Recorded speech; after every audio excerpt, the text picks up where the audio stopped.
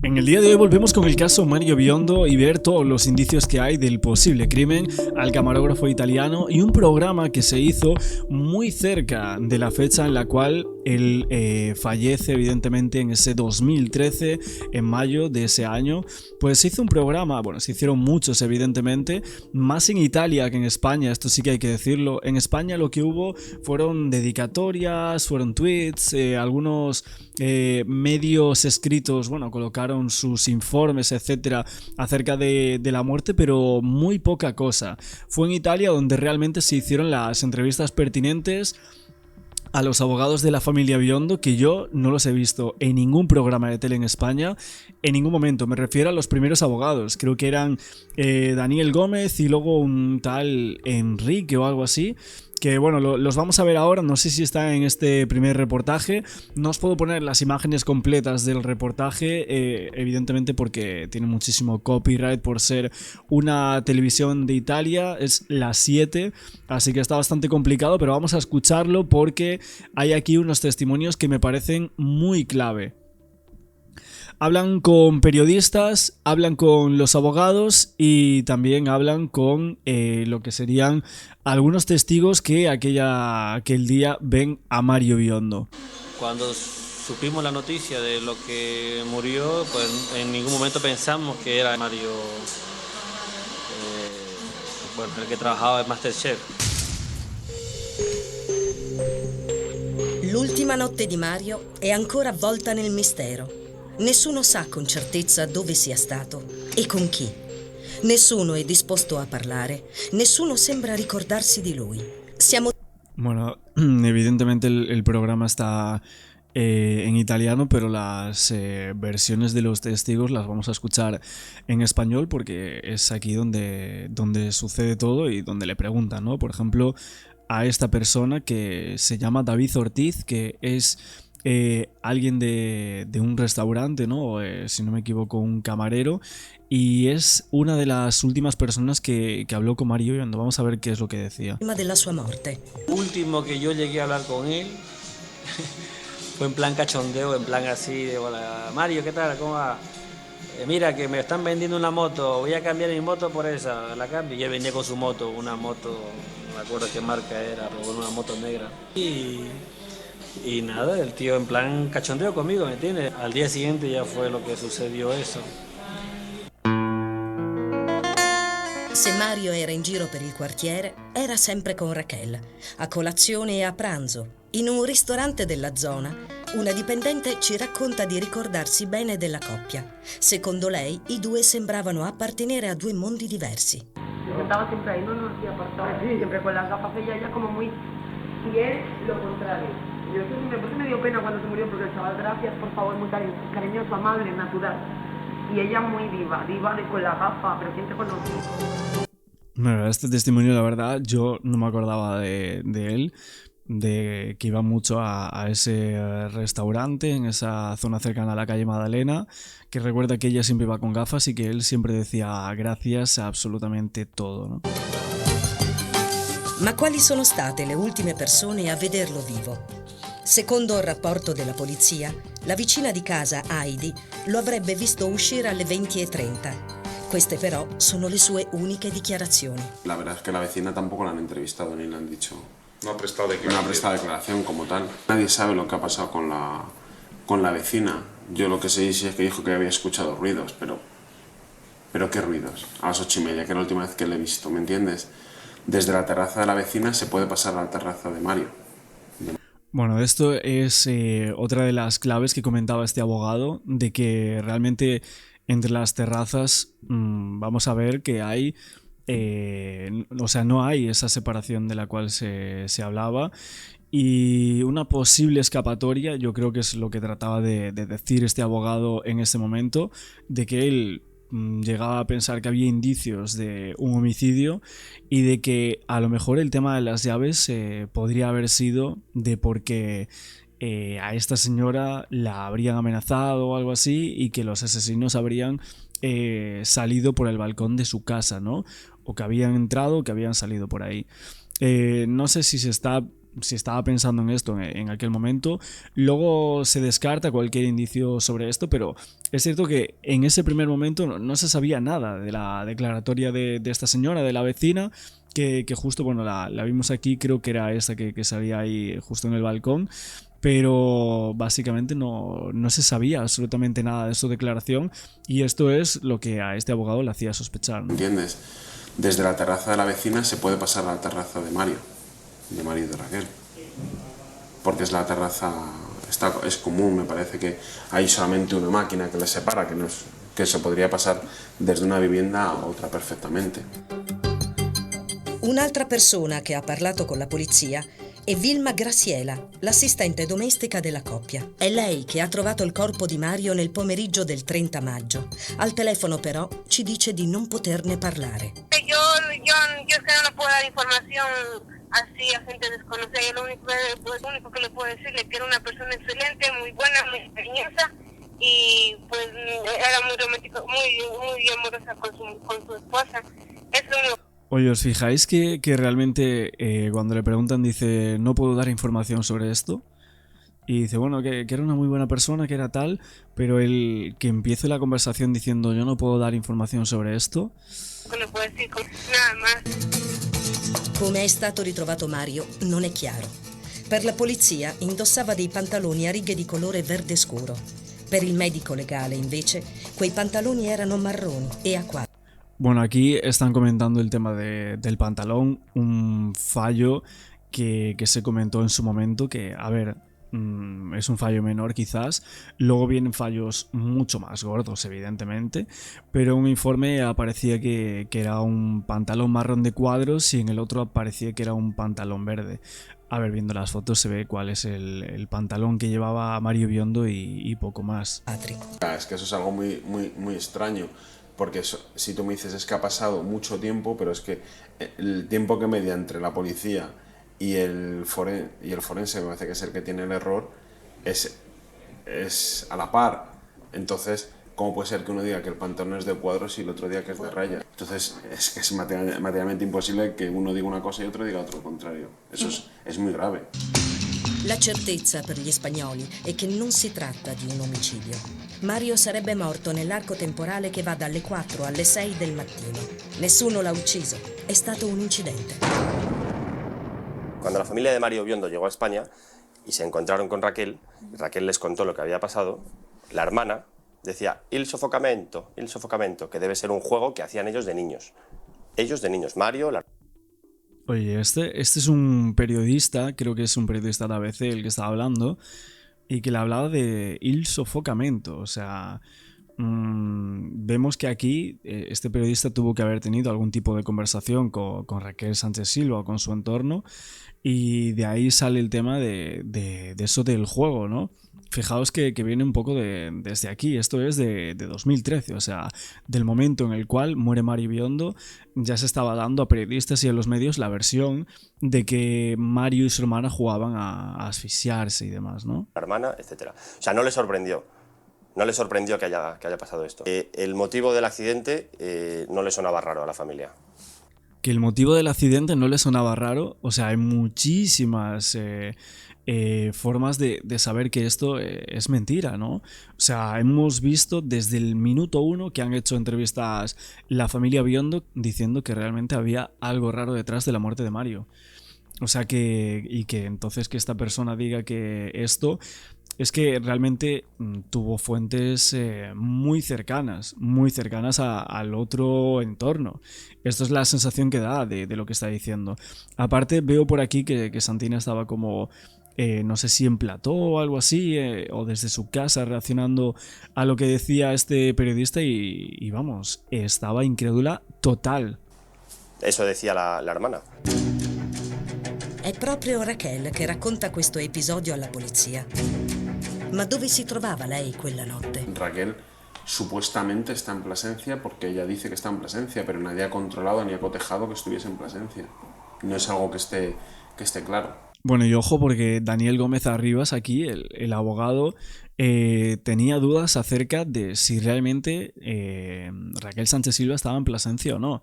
Esto fue algo que se especuló mucho en su momento. De hecho, los fiscales italianos llaman a declarar a Quique Sarasola supuestamente porque hay una información de unas personas que dicen haber visto a Raquel con unas máscaras o algo así en una fiesta en Madrid de este empresario, ¿no?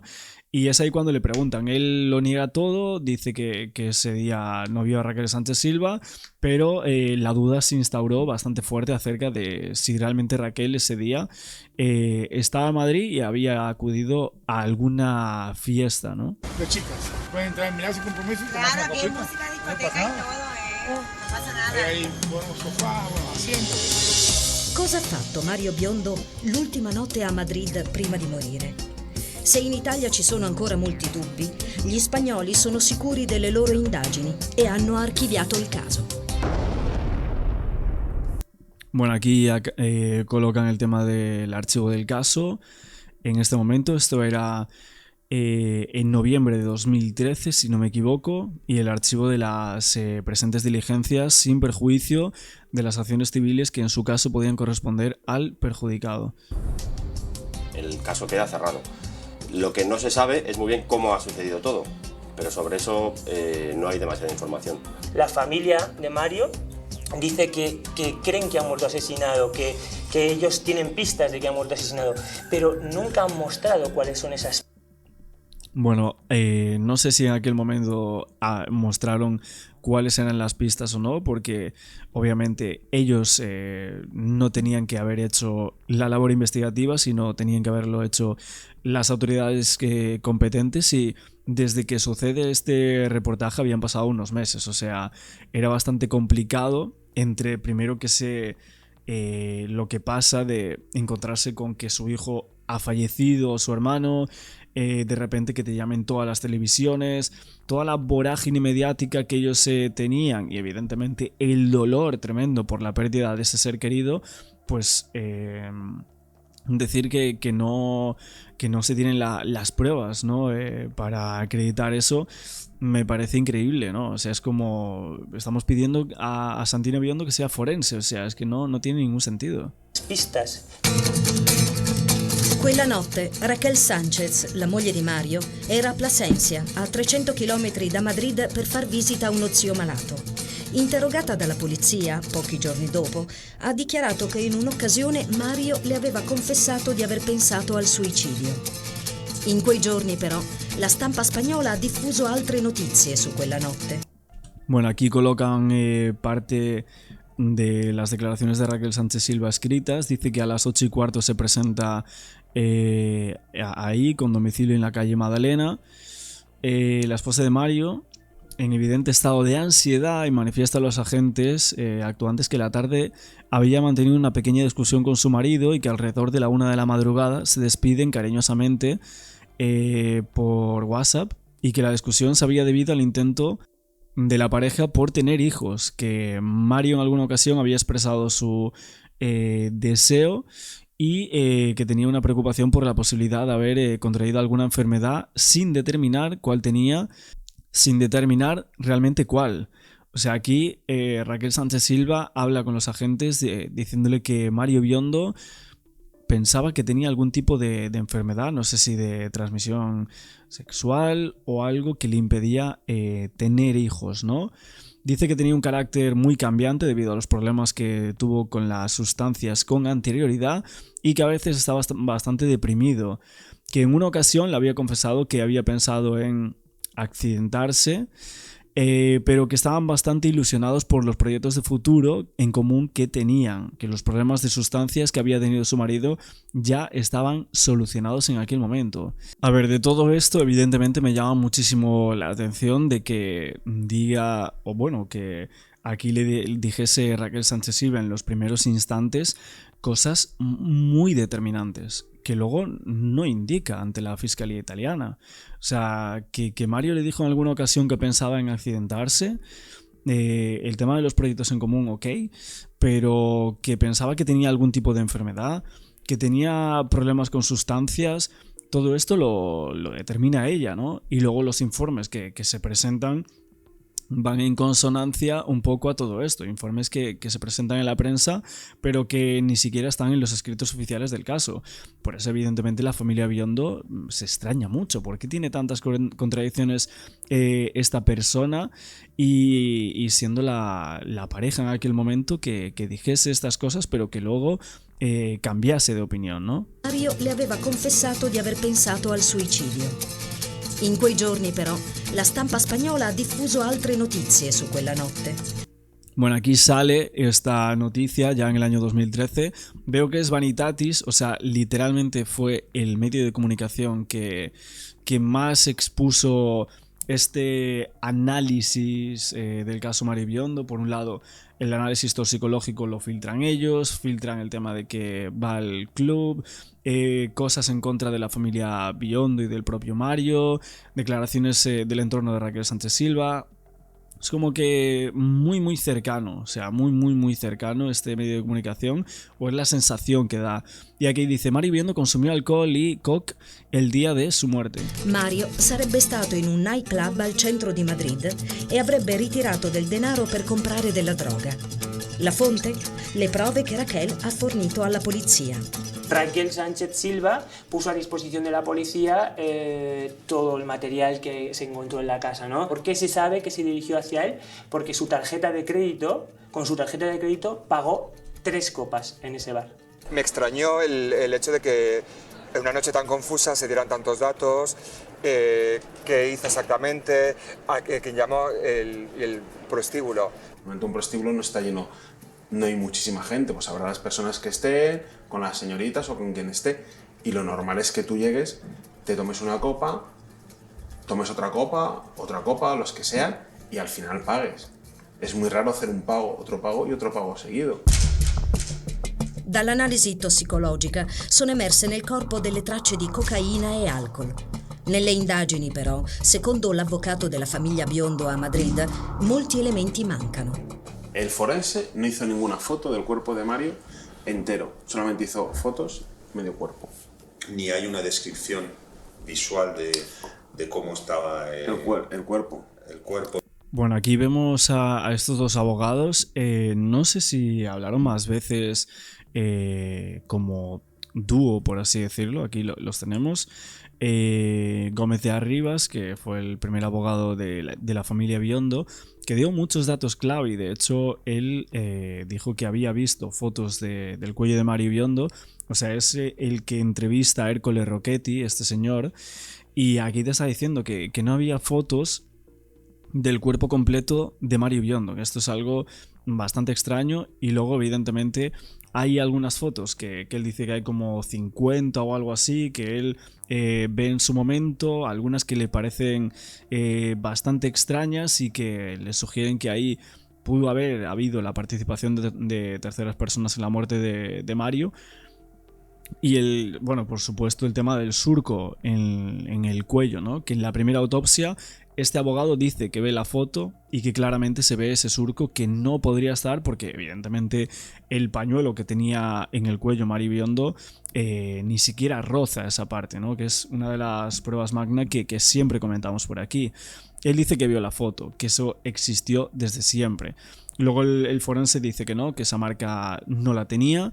Y luego la fiscalía italiana lo que pasa es que pide fotos, o sea, pide esas fotografías, resultando que finalmente no existen. O sea, tiempo después, las fotos de la parte de atrás del cuerpo de Mario Biondo no existen. ¿Qué pasó con ellas? De Mario entero, solamente hizo fotos medio cuerpo. Ni hay una descripción visual de cómo estaba el cuerpo. El cuerpo ni el piso. Una estantería de Ikea colocada en la pared con un cuerpo de 80 kilos, que el peso de un cuerpo de 80 kilos no son 80 kilos, es bastante más la presión que ejerce, que todo esté impoluto, que no se haya movido un libro, que la estantería no se caiga, que todo esté en la misma situación. Es raro. Es muy raro. Muy raro. Fíjate, o sea, el primer abogado de la familia literalmente fue, yo creo que de las primeras personas en acercarse a lo que yo creo que es la verdad del caso de Mario Biondo. O sea, en algunos puntos, evidentemente. Ya en su momento, a los meses de la muerte, y cuando le llega este caso, él ya ve cosas muy extrañas, muy raras. Per gli spagnoli, inoltre, non c'è alcun dubbio che Mario quella notte fosse da solo in casa. Negli atti ufficiali, però, non c'è chiarezza su dove sono state trovate le chiavi. La casa estaba cerrada por dentro. Por dentro con llave. Ok. Por lo tanto, nadie pudo entrar. Y la policía descartó. È stata trovata dentro la chiave? Sì. Nella serratura, non Sì. sul tavolo, dentro? No lo sé si estaba dentro de la cerradura, pero estaba cerrado por dentro. Entonces Pero no se podía entrar desde fuera. Ok. No, ma sí, no, vamos a ver. Él cierra por dentro, pero sí se podía entrar. De hecho, la persona que encontró el cadáver sí Aveva entró la chiave. a la mañana siguiente. Claro. Ok, La llave la tenían.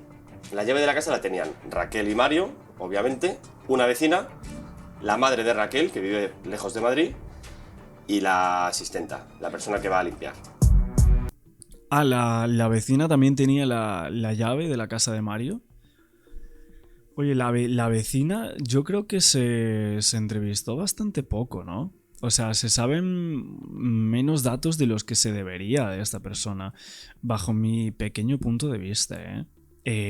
Tenía la llave, desde su balcón se puede llegar a pasar a la casa de Mario Biondo. Oye, no sé, ahí hay algunas cosas que creo que faltan, ¿no? La vicina di casa non ha voluto dire nulla, eppure se ci fosse stato qualche rumore nel palazzo, anche di notte, come afferma l'attuale inquilino amico di Raquel, si sarebbe sentito tutto. Las paredes son muy finas, o al menos el techo, el suelo. Sí. Entonces, si caminan con esto, con este, hace pum, pum, pum, Sì, pum, come pum. tanchi. Hace eco en toda la casa. Bueno, no sé si aquí se quería referir a que si hubiese alguien, si hubiese escuchado los pasos, los gritos, si realmente Mario Biondo sabía que lo iban a matar, si gritó o intentó desprenderse o algo así, ¿no? L'amore tra Raquel e Mario è stato improvviso, culminato in un matrimonio da favola e una tragedia senza spiegazioni. Raquel Sánchez Silva aquí en España no es nadie. Raquel Sánchez Silva es una presentadora de televisión, ni siquiera es de las presentadoras más importantes de televisión, y es cierto que su historia, la historia de Mario Biondo, por cómo se ha producido, ha levantado mucha expectación en España. Si es un suicidio, ¿por qué la causa del suicidio? ¿Por qué Mario la llama a las 4 para decirle, oye, me voy a suicidar? Normalmente, si tú te quieres suicidar, dejas una carta diciendo, oye, mira, eres mala, has hecho esto, patatín, patatán, ¿sabes? Si es por ella o si es por sí mismo. Me refiero, si es por ella o... ¿Me entiendes? Entonces, es algo que no es algo claro. Se ha dicho...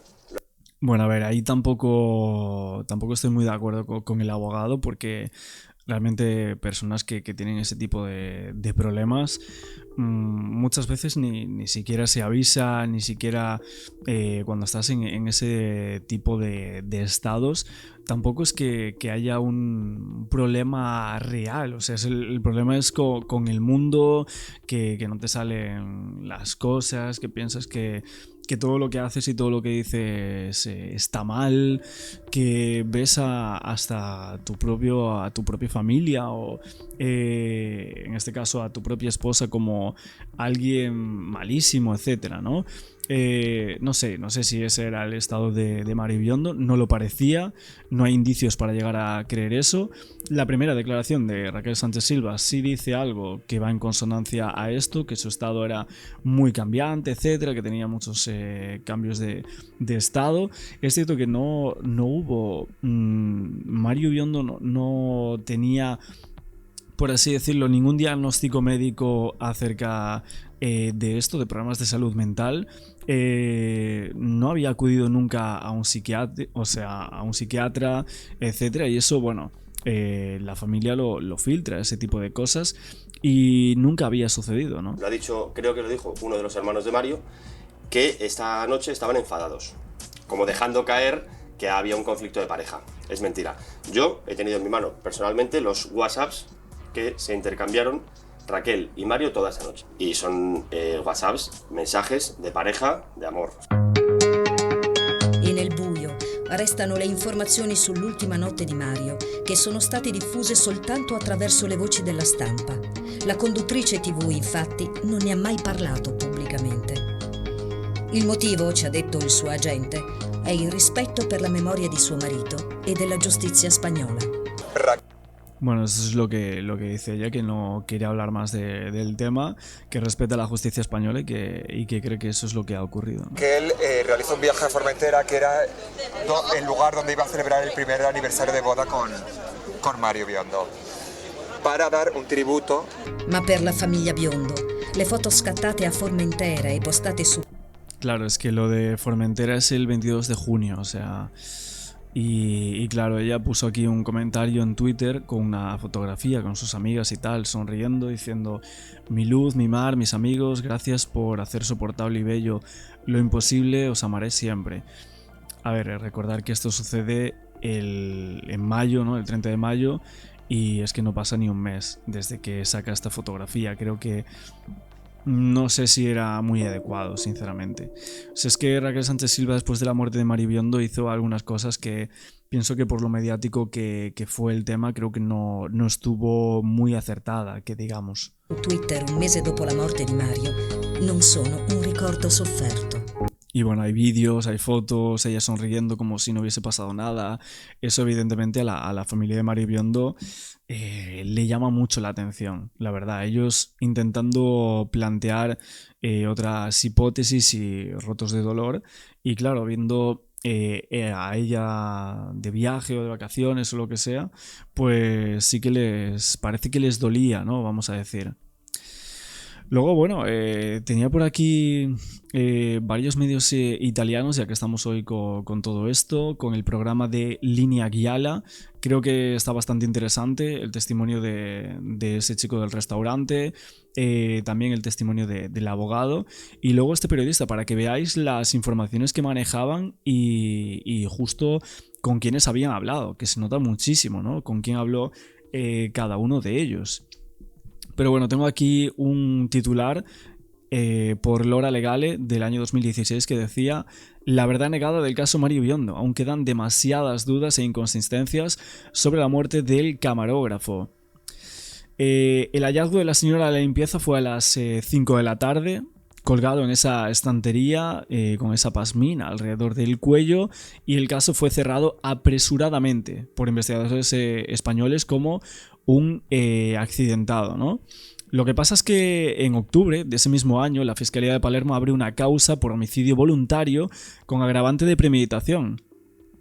Ahí ordenan la exhumación del cuerpo de Mario Biondo para una nueva autopsia, la cual se realiza 2 meses después, y se revela superficialmente la mala conducta de la primera autopsia realizada por el forense español. De hecho, tenemos aquí lo que escribe el profesor Livio Milón en su informe. Dice que considera que la autopsia española fue realizada de manera muy mala e inválida a efectos médico-legales, que había demasiadas omisiones y demasiadas inconsistencias, y que las fotos que fueron publicadas recientemente por las autoridades españolas dan pie a la hipótesis del crimen. Esto suponemos que después de lo que eran las primeras fotos de la escena de los hechos, y dice que de lo visto en las fotos hay numerosos elementos que aportan una lectura muy diferente a la historia. Que el 18 de enero de 2016, durante la segunda rogatoria internacional, los magistrados italianos adquirieron directamente del equipo forense las fotos del hallazgo, que siempre fueron desmentidas por el juez español, que cerró el caso como un accidente. Luego, la evidencia científica, según lo que dice Cusimano, y el análisis de la escena de los hechos y la posición del cuerpo le lleva a creer en aquel momento que Mario no se había... nunca pudo haberse accidentado de esa manera, y que la causa de muerte pudo haber sido asfixia, pero no autoinfligida, sino que realmente la asfixia la habían producido terceras personas. Estas eran las tesis que planteaban en aquel momento. Evidentemente, aquí estamos viendo los pasajes clave que había en el año 2013, los testigos, etcétera, que hablaron en televisión, pero también los expertos que ya en su momento vieron cosas extrañas en la escena de los hechos por la muerte de Mario Biondo. Que realmente la clave era que el nudo característico de ese tipo de sogas no era realmente el que tenía Mario Biondo, que en el caso en cuestión del camarógrafo se encontraba muy por encima del cuello, que ese dato era fundamental y para Mauricio Cusimano era el más importante. De hecho, Santina ya en aquel momento para este medio de comunicación decía: como faltaba el punto fijo, el nudo detrás de la cabeza se habría deslizado al suelo al perder el conocimiento y por lo tanto no podría haberse accidentado. Uno puede ahorcarse con los pies en el suelo, se llama ahorcamiento incompleto, pero la posición en la que se encuentra el cuerpo ciertamente no es la misma en la que fue encontrado mi hijo. Esto básicamente es de que el primer forense miente en cuanto a cómo se encuentra el cuerpo de Mario Biondo. Esto es lo que se piensa a raíz de que en sede judicial dijera ciertas cosas que no cuadraban, como finalmente se encuentra el cuerpo en las fotografías. La Fiscalía de Palermo, a diferencia de la española, continuaba investigando el asunto en el año 2016. El profesor Cusimano revelaba verdades que para algunos intentaban ocultar, y la verdad es que era bastante extraño el por qué la justicia española no colaboraba estrechamente con la justicia italiana y por qué había tantos peros y porqués en cuanto a una reapertura de la investigación por la muerte de Mario Biondo. Quería deciros que mañana en principio vamos a tener también por aquí en el canal a Javier Bleda, que hicimos una entrevista hace unas semanas atrás, pero vamos a comentar también parte de su segundo libro, que habla del caso Mario Biondo y de cosas creo que bastante turbias de los porqués, y él incide más en la motivación que llevó a las personas que querían asesinar a Mario Biondo.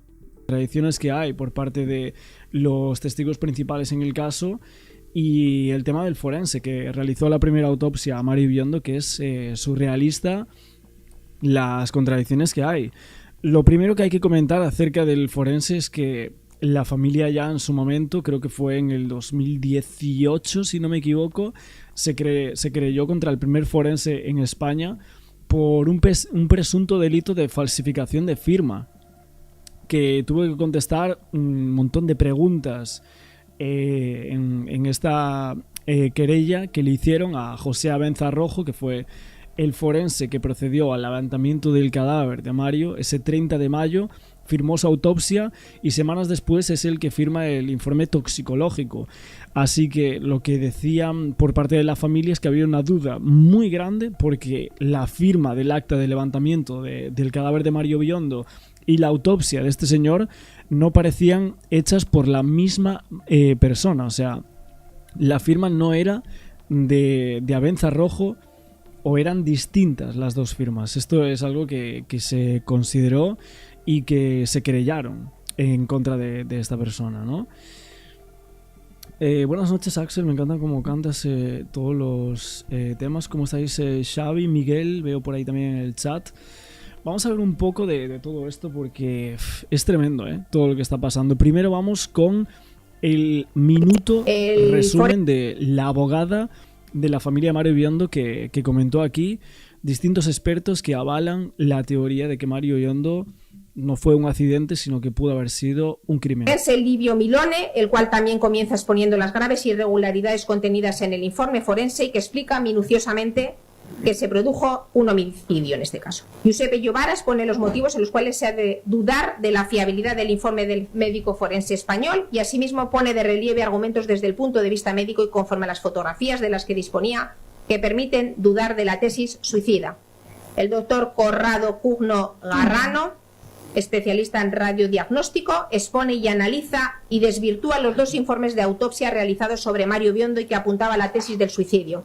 El profesor Mauricio Cusimano, experto en criminología y quien también tras un análisis exhaustivo y profundo de todo material concluye que el asesor puede concluir sin ninguna duda que la hipótesis de la dinámica suicida no está respaldada por ningún efecto físico, balístico o experimental.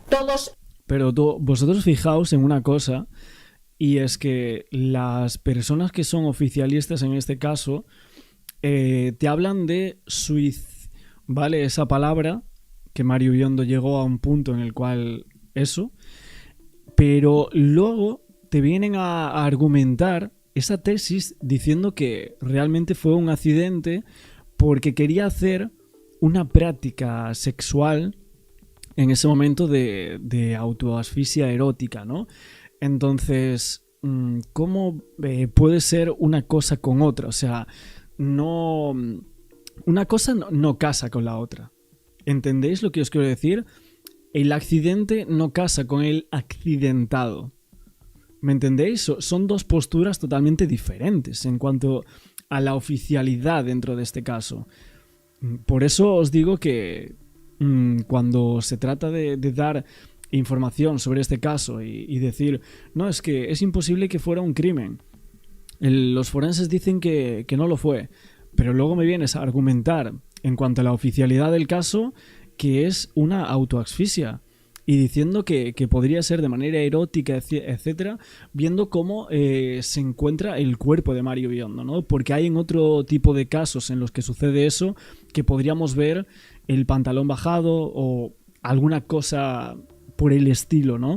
En esta ocasión no sucede de esta forma. De hecho, se sugería que Mario había tomado sustancias aquel día, que había buscado esto, lo otro, había sacado dinero de un cajero. Primero, no hay cámaras de nada, cosa que es totalmente surrealista, y lo segundo, había latas de cerveza 00, y tercero, no... Me preguntáis cómo se llama el forense español que hizo la primera autopsia. Justo lo acababa de decir ahora, ¿no? Era José Abenza Rojo, ¿no? Si no me equivoco, el nombre completo, José Abenza Rojo. Este es el que hizo la primera autopsia al cuerpo de Mario Biondo. Y luego, bueno, el segundo fue en Italia, fue el doctor Paolo Procaccianti, el señor Procaccianti. Ahora hablaremos nuevamente de eso. Pero esto es lo que quería comentar acerca de las teorías de lo que le pasó a Mario Biondo, porque para decirlo de la autoasfixia erótica y todo eso, pues podemos decir también que fue un crimen, ¿no? Hay tesis que avalan eso, más que lo otro. Estos informes médicos forenses de criminalística apuntan a que Mario no se suicidó, sino que fue, en definitiva, asesinado por manos de terceras personas. Bueno, estos mismos nombres que comenta aquí, nosotros venimos desde hace años argumentando y exponiendo los nombres de estas personas porque salieron en multitud de programas, salieron sus informes desde hace muchísimo tiempo en cuanto se habla del caso de Mario Biondo, y creo que eran puntos importantes. De hecho, fijaos que a la tarde encontré también esto, que es del año 2017 y actualmente se ha presentado el informe de Lluís Duque, que lo vamos a entrevistar no sé cuándo. Ahora sé que estaba en directo hace nada con Félix Ríos. Me parece un poco mal, la verdad, que haya hecho antes el directo con Félix que con nosotros, pero bueno, estará con nosotros esta semana seguramente. Y fijaos en esto porque era un estudio legal, técnico y pericial, un informe criminalístico de Duque y Whitmat, que es el despacho de este criminalista forense, y algunos puntos que salían aquí, vamos a verlo porque decía... el cuarto punto era, después de un golpe que le dan a Mario Biondo, le estrechan un lazo en torno al cuello. Como consecuencia de la constricción del mismo, le produce un surco continuo en la zona cervical posterior. Las particularidades del lazo, además de flexible y circular, podría ser una cuerda o un cable, que luego dijeron que podría haber sido el cable este de televisión que le saca la foto su hermano. Y ese cable se divide en tres partes. Uno de sus extremos podría ser compatible con un cable tipo RCA, y Mario presentaría las marcas longitudinales y paralelas en el lado derecho del cuello. Una vez muerto por asfixia mecánica al lazo, motivo por el cual no se evidencia en su posición secundaria las consecuencias del periodo convulsivo derivado de la falta de oxígeno en el cerebro, ni otros indicios como orina, heces o semen liberado por la relajación post-mortem de los esfínteres, Mario queda tendido en una posición de cúbito supino, evolucionando los fenómenos cadavéricos en consonancia a esa posición. livideces en los plazos dorsales y rigidez cadavérica típica en cuello y brazos. Básicamente lo que sugieren es que Mario Biondo estuvo bastantes horas en una posición en la cual estaría boca arriba y no estuvo todo el tiempo que Mario Biondo estuvo muerto, no estuvo en la forma original en la cual se encuentra el cuerpo. Es que para mí hay ciertas consideraciones de estos informes que son prácticamente imposibles de darle la vuelta. Creo que son prácticamente imposibles. Básicamente porque está claro que Mario Biondo no murió en la posición en la cual se encuentra. Está claro que el surco que tiene por detrás del cuello Mario Biondo no se hace con la pasmina. O sea, tan solo esas dos cosas creo que son claves para entender que Mario Biondo no se accidentó y que fue un crimen. Y aparte podemos llegar a pensar que quizás premeditado. Estas son las consideraciones a las cuales yo personalmente he llegado leyendo, entrevistando, informando sobre este caso, aunque evidentemente ninguno de nosotros seguramente seamos expertos en esto, pero podemos opinar, ¿no?, acerca de lo que ha pasado aquí. Yéndonos a la información que ha salido en las últimas horas de este programa, aquí en YouTube es donde dicen que hablan los padres de Mario y también su hermano. Ojo, voy a estar leyéndoos por ahí por el chat todas las consideraciones que tengáis, preguntas, etcétera, todo lo que queráis, pero Mario, por la posición que se ve del levantamiento, está claro que la posición no es la de su muerte real. Se le ve sospechosa también a la mujer porque dice una cosa y luego otra. Es raro, hay algunas cosas que pasan desapercibidas quizás en un primer momento, pero luego, ahora después de tanto tiempo, evidentemente nos preguntamos el por qué no se llegó a preguntar más, ¿no?, acerca de eso, ¿no?, de por qué hay tantas contradicciones, ¿no?, de esta persona. Vamos a ver esto y ahora seguimos opinando. Y una pregunta, Marta, tú que has hablado con la familia, y ahora os digo mi teoría que he pensado en la ducha. ¿Ellos realmente creen...? No, es que, exacto, porque no vamos a romper el relato porque fíjate dónde estamos, Carlota. Sí. Una pregunta, ¿usted ha sido infiel a su marido? Sí. Pues a la madre, hoy le hacen esta pregunta... Si yo le iba a preguntar a Marta por eso. Va sobre el titular... Sí, a ver, claro, es que David, tú también te crees, los compañeros quieren hablar, entonces perdonadme, ¿vale? Tranquila, tú tranquila. ¿A quién hay que pegarle, María? No, a mí. Ah, no, a ti no. Sí. Voy a por Sí, Valdera. yo lo tengo en la cabeza. María, hay que seguir el relato. On fire. Vale, entonces, en el de Luz, ella afirma que su hijo descubre algo y que lo lleva a algo de alguien relevante a la muerte. Sí. Y esta mañana le hacen esta pregunta. Ah, vale. Perdonadme. No, estás perdonada, bravísima. El que lo están buscando, porque es muy llamativo, porque es verdad que yo puedo entender que pregunten a la viuda por amistades en común, ¿no? Por la cronología de los hechos. Bueno, perdona, no te cueles, guapo, que yo también quería preguntar a Marta. Yo voy a mantener el relato, no lo voy a... Yo voy a mantener el relato porque lo que le quería preguntar... Dime. Oye, Raquel Sánchez Silva, vamos a hablar claramente. Sea o no culpable de absolutamente nada en cuanto a la muerte de Mario Biondo, ella es una persona clave, o sea, está en el centro de absolutamente todo. Está en el centro, entonces, ¿cómo no vamos a poner el ojo? ¿Cómo no vamos a centrar las miradas en torno a ella?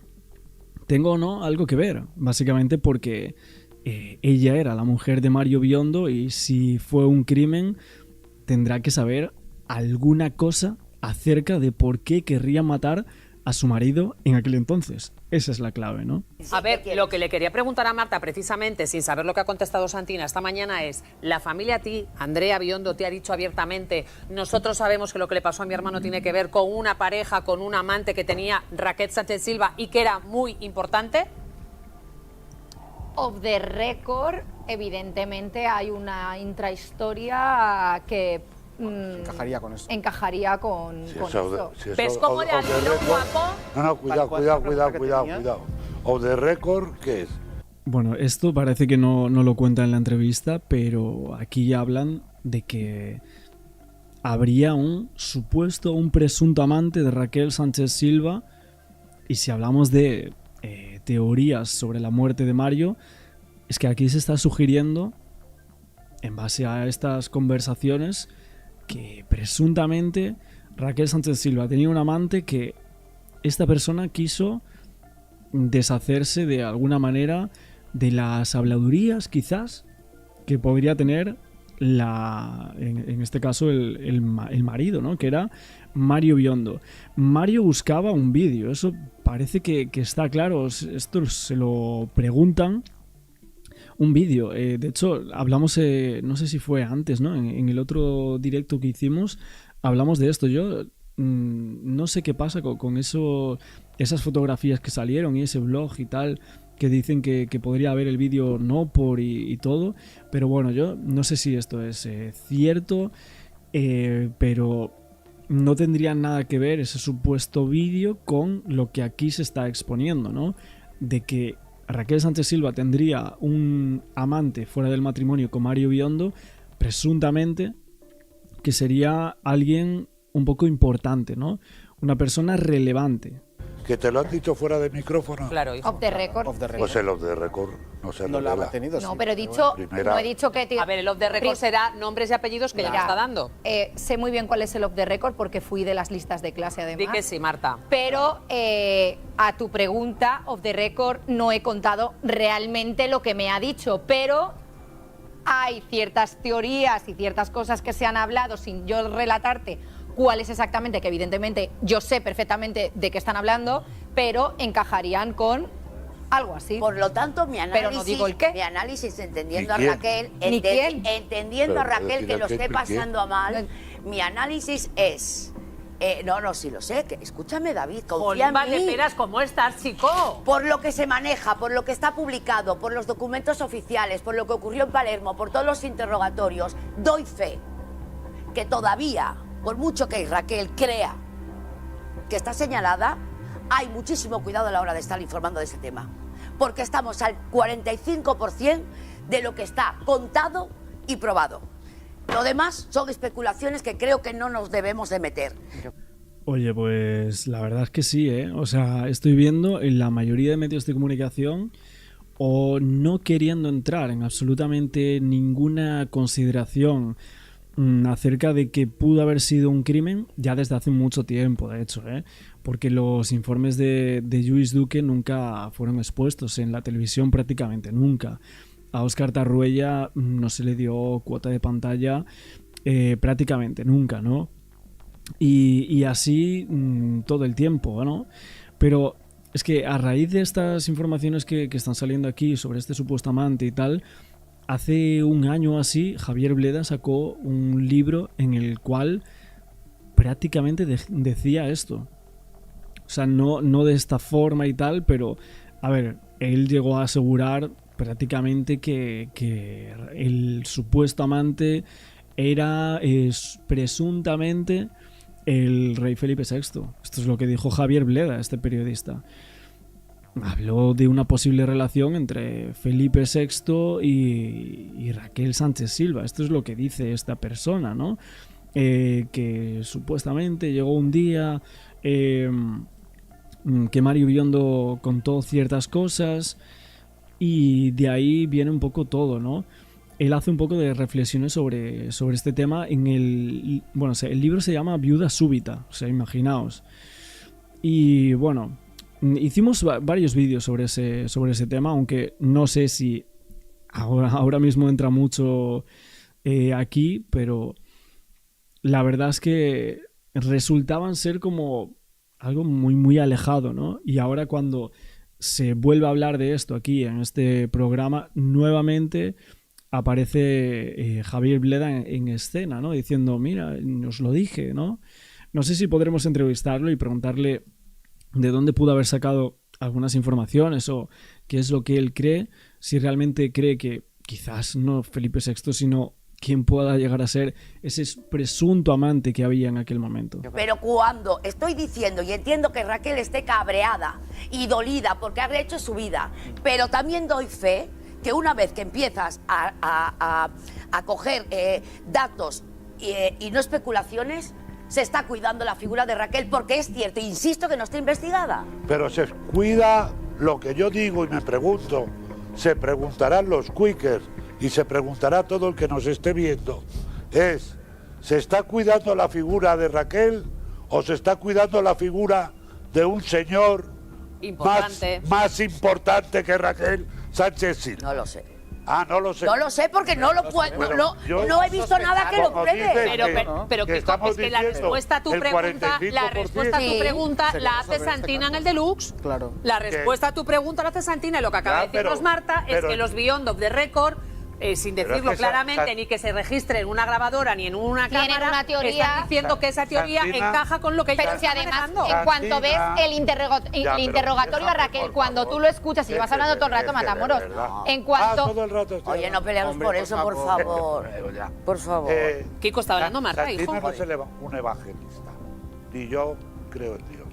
Entonces lo que diga Santina es lo que diga Santina, que me puede valer como referencia o es un dato muy interesante. Y le preguntan de la infidelidad en un juzgado. Pero Santina no se la habrá sacado de la manga, Kiko. Pero por eso me hago que no estoy negando a Santina. ¿Qué pregunta te hago? Que lo que estoy es preguntando en voz alta si hay alguien en algún lado que tenga constancia de que eso es una realidad. No, la constancia que tiene y el poder de las palabras de Santina se están refrendadas por la pregunta que hace el juez a Raquel. ¿Has tenido una relación con una tercera persona? Ya está. Con un basurero, ya está. con un Marta narcotraficante, con un... Bueno, ahí ya vimos como que le hacen esa pregunta a Raquel Sánchez Silva, más otras que comentamos. De hecho, me estáis diciendo, se comenta de un tal Nacho Leonardi, creo que conocía a Raquel y también a Mario. Sí, es cierto.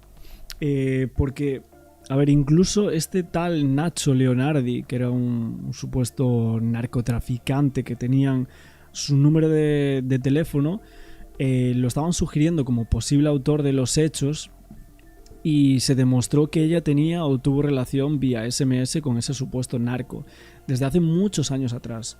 Y evidentemente se pensaba que debería haber sido la primera en querer esclarecer los hechos y manifestar sobre esto, que realmente conocía a esta persona y que lo tenía en su teléfono móvil por, no sé, algunas fiestas que habría hecho o lo que fuese, ¿no? Pero nunca quiso decir eso, ¿no?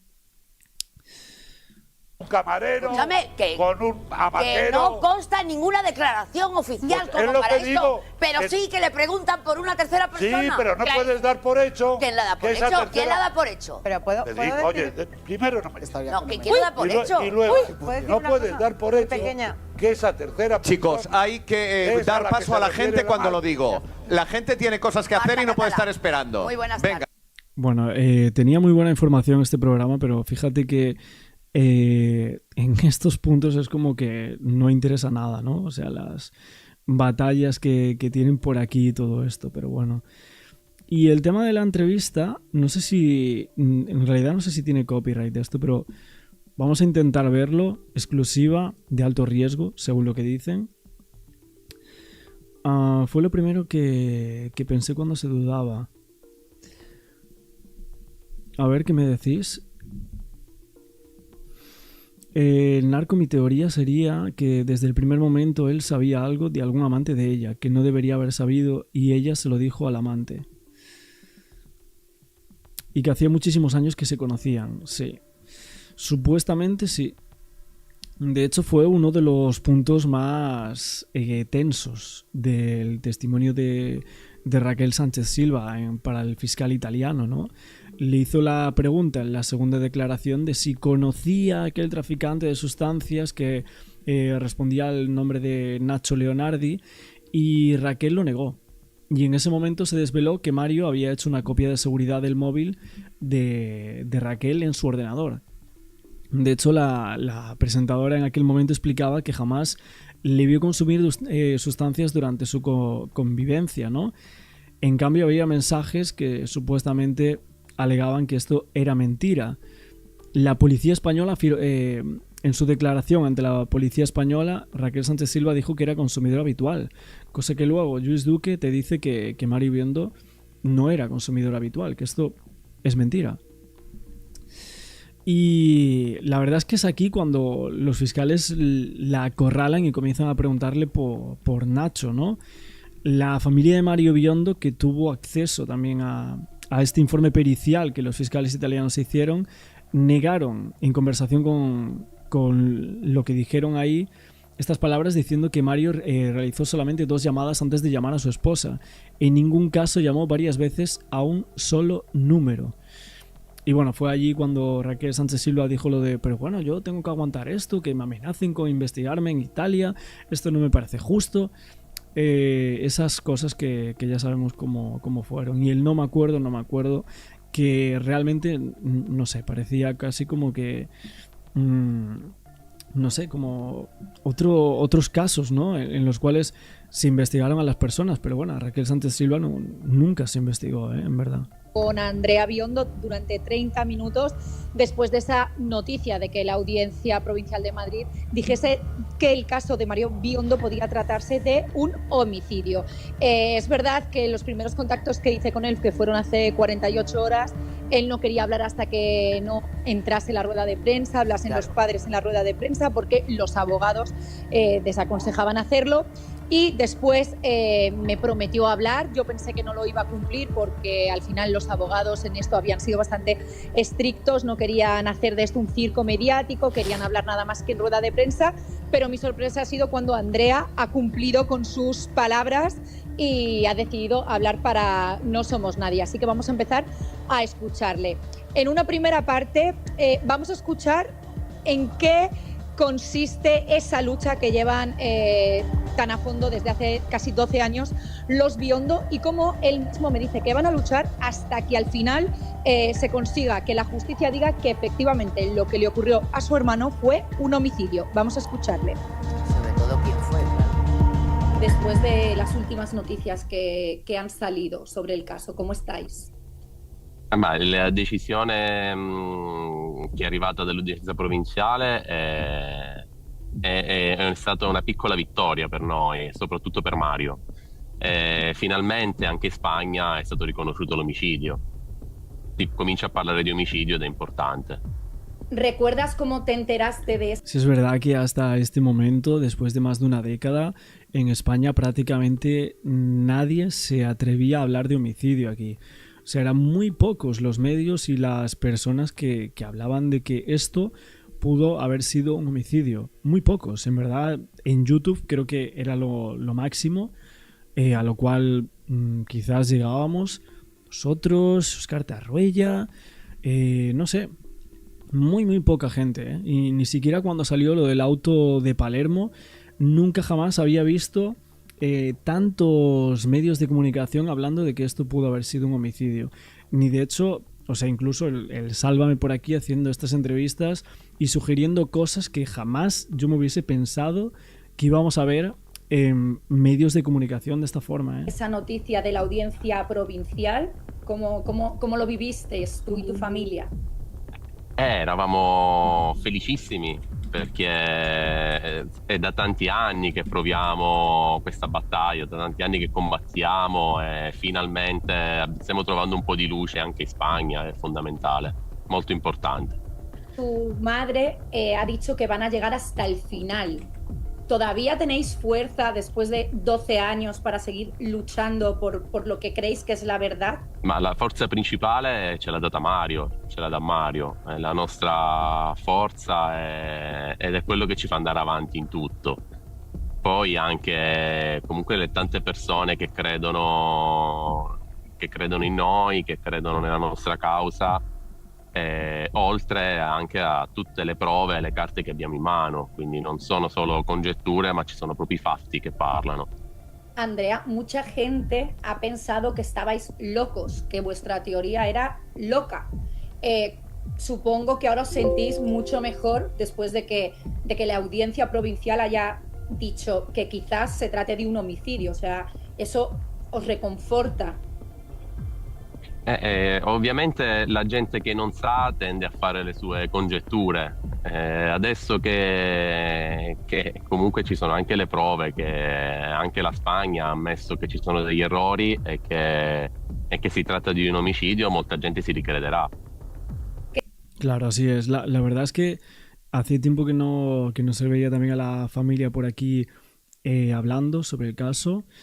Lo que os decía antes del forense, que volvemos un poco atrás mientras vamos un poco viendo todo esto que ha pasado en las últimas horas, cosas que no se comentan tanto acerca del primer forense de Abenza Rojo, del cual me preguntabais antes, y es que hubo un momento en el cual la familia Biondo se querelló contra este forense y la acusación particular creó que realmente la rúbrica del levantamiento del cuerpo coincidía con la del informe del Instituto Anatómico Forense, pero no coincidía con la de la autopsia. Esto es increíble porque, de ser cierto esto, lo que pasó aquí, por lo cual se querellaron, es que dos personas distintas intervinieron en el protocolo que está registrado en los informes forenses del que sería la primera autopsia de Mario Biondo. Realmente luego lo que pasó es que se hizo una segunda autopsia. Llegó el doctor Paolo Procaccianti, porque vosotros pensaos que si se hubiese hecho solo la primera autopsia, que fue surrealista, con muchísimos errores, etcétera, el caso hubiese acabado ahí. O sea, si no fuese por la familia de Mario Biondo, que pidieron la exhumación del cuerpo, pidieron nuevas investigaciones, fueron a Italia, hubo periodistas, expertos, de todos lados llamaron a personas para que realmente vieran si realmente esto era un accidentado, ¿no? Cuando realmente es que no tenían nada, no tenían fotos, se perdieron fotografías, se hizo mal la primera autopsia, se cerró en un mes y claro, o sea, siendo familiar de Mario Biondo, yo personalmente también hubiese hecho lo mismo, la verdad, porque luego viene Paolo Procaccianti y te dice que la primera autopsia fue un trabajo negligente. Ojo, negligente, dijo, que existían muchísimos puntos que eran no... O sea, él dice negligente, pero hay otros que son de difícil explicación en el informe de autopsia de Abenza Rojo, Esto es lo que dijeron ya en su momento, que le hicieron un montón de preguntas a este forense. Y él dijo que no, que todo estaba bien, que había hecho esto, que había hecho lo otro, cuando realmente no lo había hecho, ¿no? Y la autopsia estuvo en entredicho un montón de ocasiones. El cuerpo presentaba un hematoma en la sien, que se reflejaba también en el cerebro. El forense no advirtió porque nunca abre el cráneo. Y luego la marca del cuello la atribuye a una sencilla pasmina, cuando en realidad parece que podría llegar a haber un cable, ¿no? ¿Crees, Andrea, que hay gente que a día de hoy sigue sin haber contado la verdad y sin haber dicho todo lo che sabe? Sì.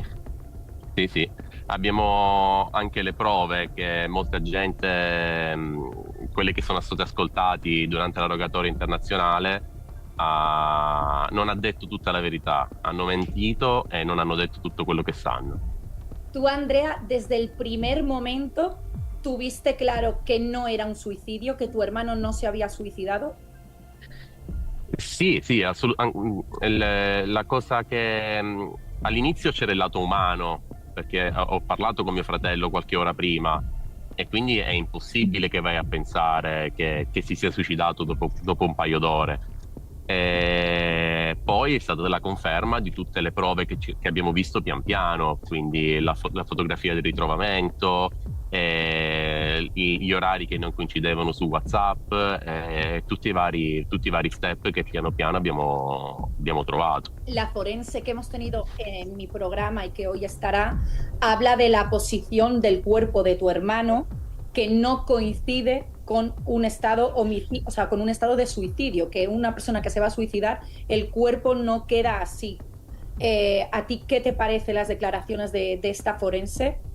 Alla fine quello che dice questa forense non è altro che quello che dicono tutti i nostri periti che hanno studiato il caso.